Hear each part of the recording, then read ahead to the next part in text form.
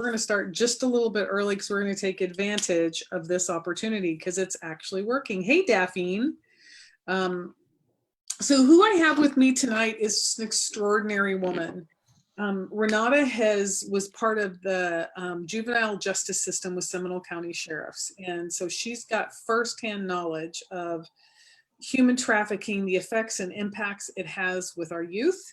And, so we're going to debunk 3 myths tonight. And then I really want you, one of the things I really want you to share, Renata, is,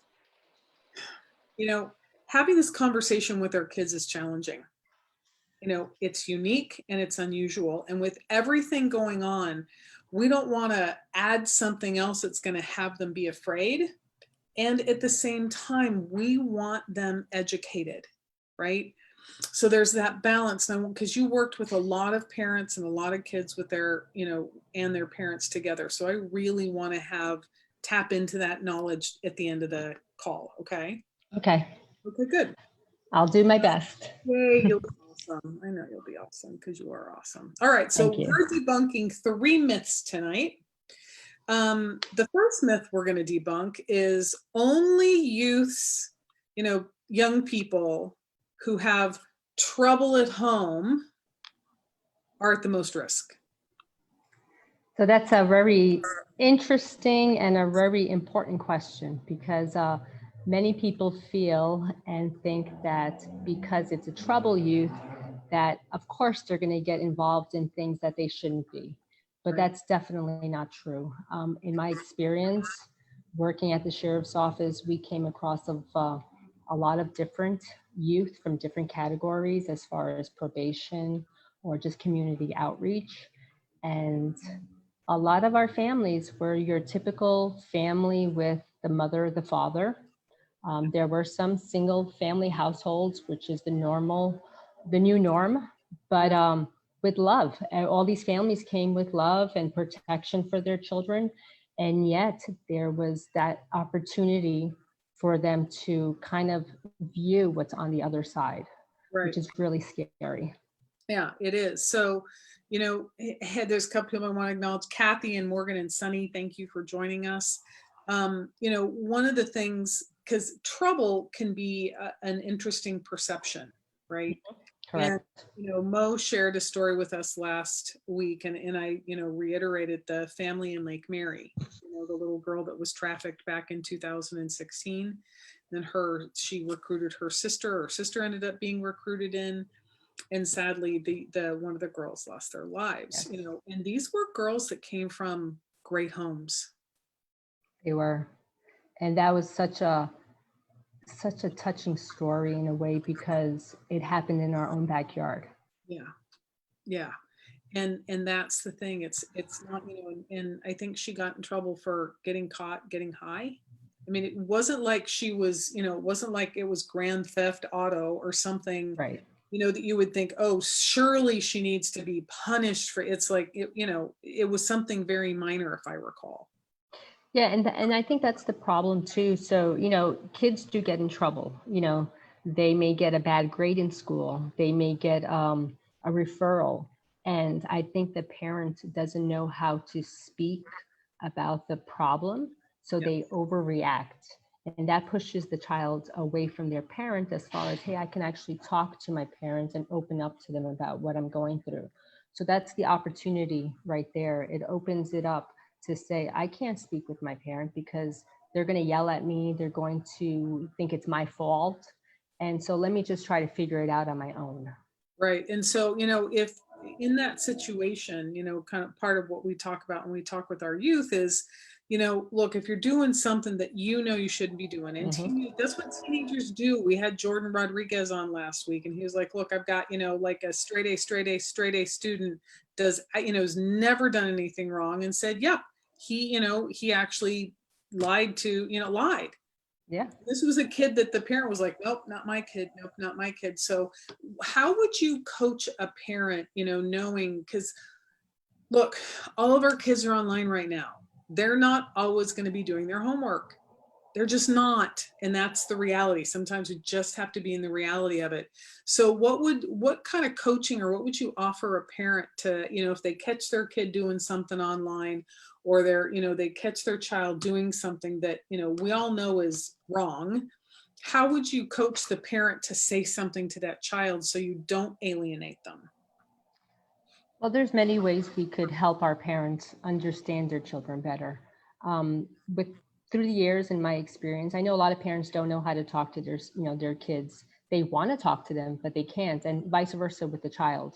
Right. Sometimes I have them write letters. Write your kid a letter, tell them what you're feeling and what you're afraid of for that child that you have, because sometimes they don't know how to start to open up the road to communication. I think that they really need to try to sit down, feel comfortable, maybe have a mediator with them to say, these are my concerns. These are the things that I'm seeing in the world.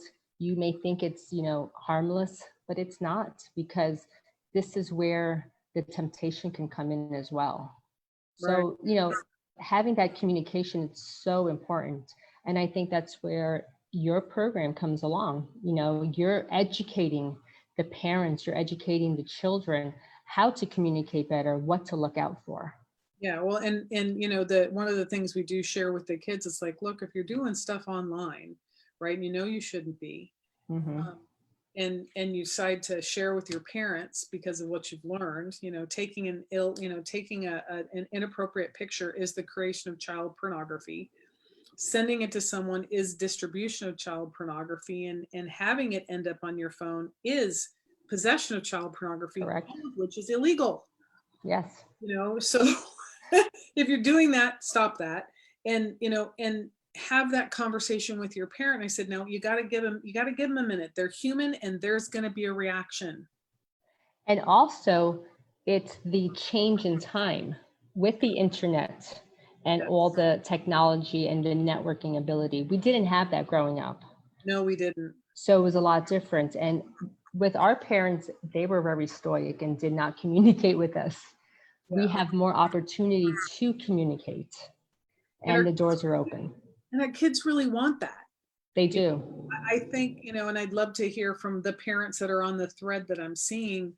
You know, I know it's tough right now because we all have to kind of stay at home. I get it. And I'm wondering, is this a great opportunity for them to become closer, for them to have conversations that maybe they didn't have time to have before? So I would love for my parents on the thread to share if this is, are you taking this time as an opportunity to sit down as a family and talk about challenges like this? Because there's no better time like the present, really. Right. We're going to be hunkered in for another week or so, and in at least 2 weeks until the end of April. So, we might as well make the best of it and create some long lasting bonds and relationships. Yes, I think this is the perfect timing for that, because you'll either be stuck in your bedroom or you'll have to interact somehow. So it's the best time to do it. And this is a really good conversation, I think, for parents to have. We've talked about, um, you know, parents are our front line of defense, They are. and we really want them empowered, and so that's why we're giving them these pieces of information and these debunking these myths so they can actually share it with their families and their children.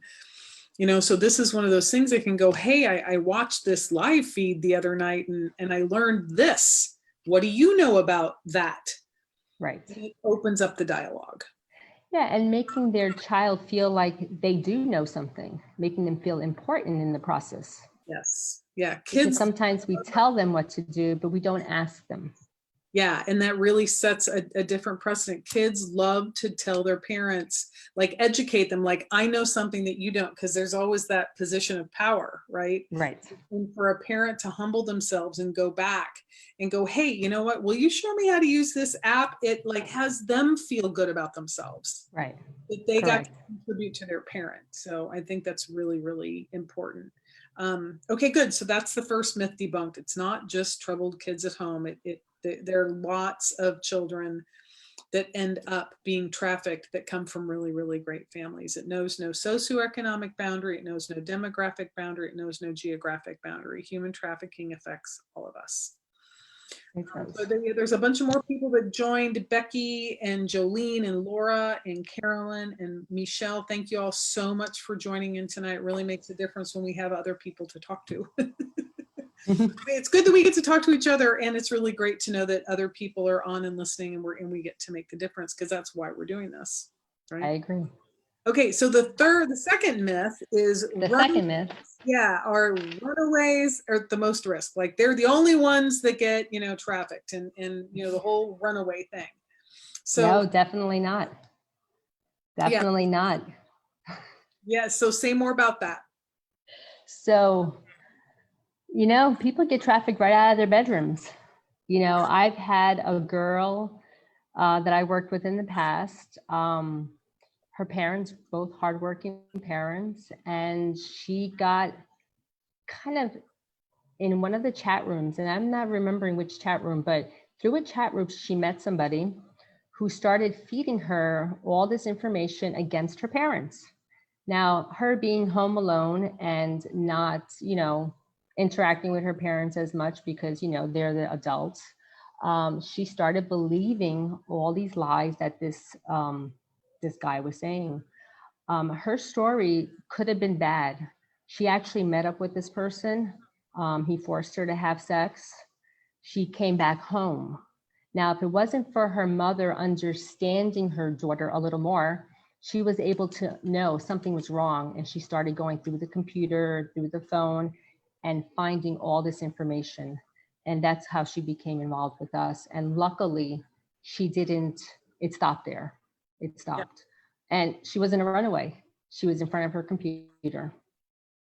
So lots of kids in schools, your film Trapped, that is an excellent, most realistic short film that we can watch to make someone understand that it can be you. It could have been me when I was growing up. It could be any one of us if we would have been in that mindset. What were we missing at that time in our life that was appealing to us? Yeah. It's really interesting you say that, because the more and more I learn about this, and because there is no age demographic here that anyone at any age can be trafficked, is I remember I was flying to Chicago once, and there was this guy that just kept flirting with me and wanted to sit with me and bought me champagne in first class. And we got off the plane, he went his way and I went mine, but he got we exchanged numbers. And I remember, him calling me and him going, well, you need to come up to North Carolina. You need to come up to North Carolina. Like, it was now looking back at it, I'm like, oh my God, this guy could have trafficked me. Mm-hmm. He was going to pay for my plane ticket, like all the things that we teach our kids about. It's like, true. That I could have been trafficked, and I was in my 40s. Right. So it was like, wow, age, there's no age barrier. There's no demographic barrier. And yes, runaways are at risk, for sure. They are very much at risk. And they have a higher risk, but just your regular girl, boy is at risk as well. Well, and they're at higher risk because they're not inside the safety of a house. Correct. They're not inside the safety of a place that can keep them protected. And, when you're hungry and you're tired and you're scared and you're lonely, those survival instincts kick right in. Right. You want the support. You want the love. Yeah. So. And they offer stuff. There've been a couple of articles I've posted that match what we've been talking about. Mm-hmm. And this one girl said, and even Mo shared it, that she was at this McDonald's, 3 times in this row. And this guy was at McDonald's, just kept showing up. Mm-hmm. And finally, he's like, are you a runaway? And said, yeah. And he said, well, I've got a place for you to stay. And then that was that. At first she was weary about him. And then because he just kept being persistently nice. Correct. Just being nice. Dropped. Yeah, her defenses dropped. And she had no idea that was the beginning of grooming. It's something so simple and something we take for granted because, girls are also always being catcalled by guys. Mm-hmm. So we think, oh, it's kind of cute, or, we have these different misconceptions about things growing up. So when someone does pay us a little bit of attention, we think, oh my God, the world stops for us. Right. But you could be any age and it still could happen. It is. So It is. Well, it's, it's scary. yeah, well, we talked about this. We all at the basal point, we all want to be loved. Yes. We all want to be accepted. And predators know that teenage land, that space between 12, 13 to I'm even going to say 22, 21, we're unsure of ourselves. We're not confident. We've gone from having braces to no braces. We've gone from curly hair to figuring out how to use the straightener, glasses to contacts, baby fat's gone away, body parts start to alter, and the outside seems to be more attractive, right? Mm-hmm. From society's measures. But inside, we're lost. We're still that same self-conscious, non-confident person. And traffickers know that. Yeah, it's like they can smell it. Mm-hmm. And they have a plan of manipulation. And they know how to get into your heartstrings and pull you right where they want you. So sad. Yeah. Yeah, well, just like that little girl that was trafficked right out of her bedroom. Yeah, and thank God. I mean, so many stories that I can share. It's just knowing that there's people out there to help is the most important thing, and sharing the message through the platforms that these girls or boys are on as well. Right, exactly. Which comes to our third and final myth. Yes. I'm going to share a little story and then we'll get to the myth. So, we go in and we educate where we were, and we'll go back in and educate kids literally on property at the DJJ, into the jail. And, but mostly it's been young men that we've had the opportunity to educate, because it's normally like 1 or 2 girls and like 18 guys, right? And when we talk about, yes, the myth is debunked, boys can be trafficked, they get the reactions, the whole squirminess and no way, and that's not going to happen to me. And when we start sharing some of the stories, you can just see it. They're just, it's like they're in disbelief. Yeah, I think with the boys, everybody has this bias with the girls, but the boys, they are the silent ones in this whole travesty, because they have a lot of, I guess they got to show the world that they're tough, that they're strong, that I'm the one that's going to protect you and everyone around me. So they don't want to look as they're weak. They also maybe have a self-identity crisis going on because something may have happened to them. And now they're confused with their own sexuality. So am I, straight? Am I bisexual? Am I, gay? And then there's the LGBTQ community. That's a whole different, level of trauma going on, and so many more layers that we can go through. But the boys, they have a lot to lose in their minds. Mm-hmm. Now, I've not had any personal contact with any boys that were trafficked sexually. As far as labor trafficking, which I know we spoke about in another, I think it was with Tomas. Mm-hmm. But with the labor trafficking, I've come across boys in the supermarkets with their little candy things. And then I start asking them questions. Well, what school do you go to? Well, where do you live? And then there are 2 different places in the spectrum that there's no way they go to that school or live in that neighborhood. And, when you try to go and call somebody to help, they disappear. That happened to me once, and I called Investigator Edwards. And by the time I got off the phone, that boy was gone. Yep. Nowhere in sight. So, that's another form that they're being used. I see more boys in the labor trafficking than the girls. Absolutely. Well, gardening, maintenance. Yes. Lawn maintenance. Yeah. Agriculture, all of that. There's someone on the thread, it said, isn't it about 94% female and 6% male for trafficking? It's actually higher. It's closer to 30% male. Yes, I was actually looking up some statistics on the internet, and it was around 36%. Yep, you 36% know, male, yeah, and yeah, so that's what, 64% female. yeah. Yeah, Then we still have the small little yeah, in between. So yeah, it is sad, like you said in the beginning, these traffickers, they're not biased to anybody. They don't care who you are, where you're from, if you're a boy, if you're a girl. They just want to make money off of you. That's their goal, and that's what they're going to do is if they can do it.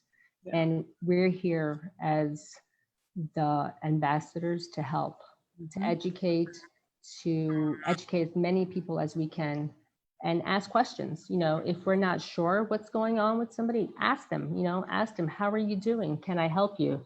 Because a lot of people don't know how to ask, and it's so simple. Yeah, So, even just the, "Hey, are you okay?" yeah, Can make a difference for someone, because then it's like, "Oh god, someone noticed me," correct. like in a normal, natural way versus a catcall way. Right. Yeah. Which might put their defenses down as well. And every time we do these, we always put the hotline number up, and I'll also put the Florida abuse hotline number up. But one of the things I want you to share from your point of view is, human victims of human trafficking, there's a couple of stages. First, there's the grooming and recruitment. So if I'm a parent, what are some of the things I would look for if my child was being groomed or recruited online right now? Oh, there's so many things. The so depending on the personality of your child, because I always have to look at the individual. So if you had a straight A student that her grades started falling, that's a big red flag for that student because she's always straight A's. If she's in school activities and now she drops out, she starts hanging out with different friends that weren't her normal type of friends to hang out, started caring less about maybe being at home with her family or having dinner at the family table. There's other things such as her nails are getting done, her hair is getting done. Well, where'd you get the money? Oh, don't worry, my friend bought it for me. My friend paid for that. So these little things, when we know our daughter or our son does not have a job and now suddenly they're bringing home materialistic things, getting their hair done, maybe have a nice bag. Those are definitely red flags. Um, Also, maybe somebody starting to use marijuana, and then that leads into some more heavier drugs. And once you're on the heavier drugs, well, the child may be gone by then. So, Right. um, lying is a big thing. It's so small for all of us, but lying is a big thing. If I ask my daughter, where are you going, and she doesn't tell me, I'm concerned. I have a daughter, she's 25, and all through her life I knew exactly where she was going, and she was always, she always had the respect, and we had a good communication.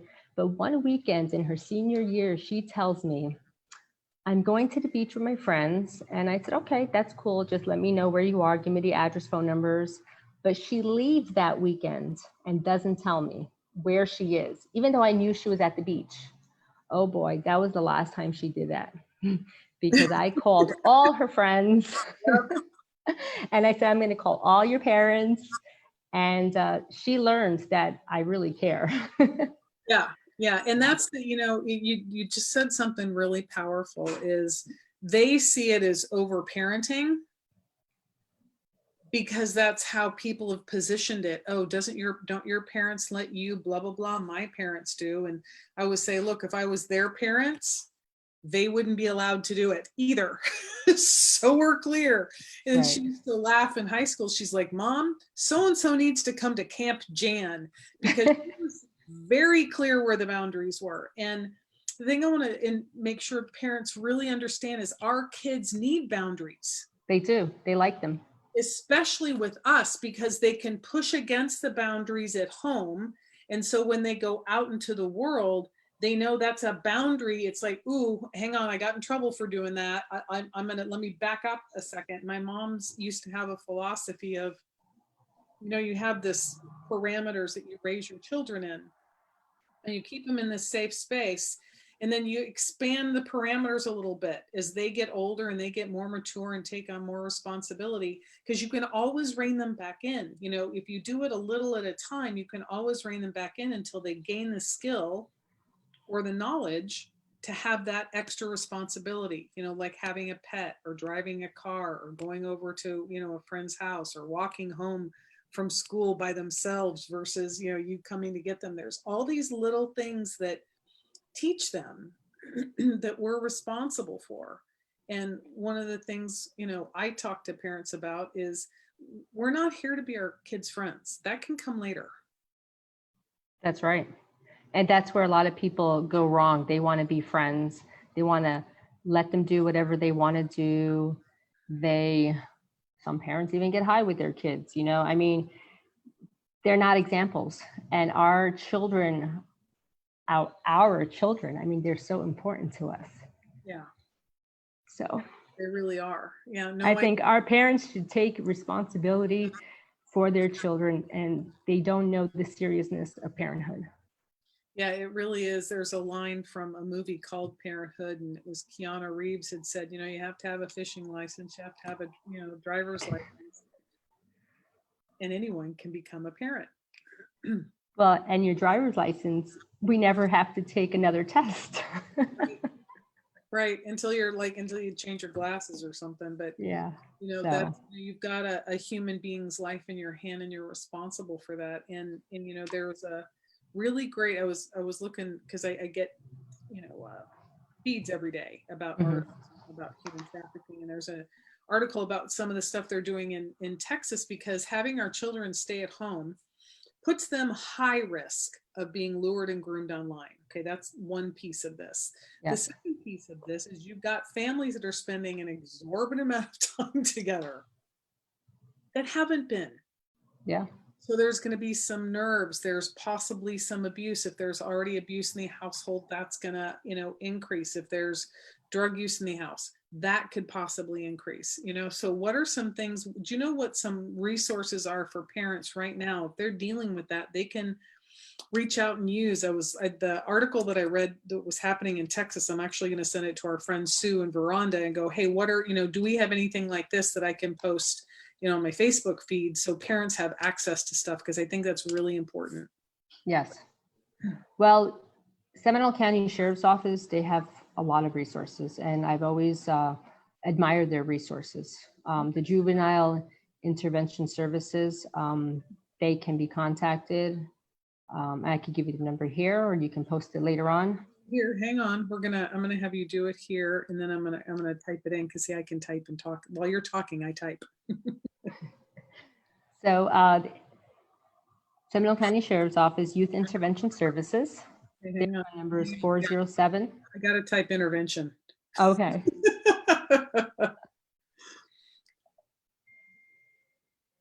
Intervention. Okay, go. Okay, and their phone number is 407-708-7640. 7640. Okay, great. And so if parents need some assistance, they can call that number in Seminole County and get resources. And even if they don't live in Seminole County, hopefully someone can go, or you're in Orange County, here's that number, or you're in Volusia County, here's that number. Because the one thing I do know about our counties, especially when it comes to human trafficking and providing resources, is we're all very collaborative. Yes. And either Heather Turner or Jessica Bush can help direct them.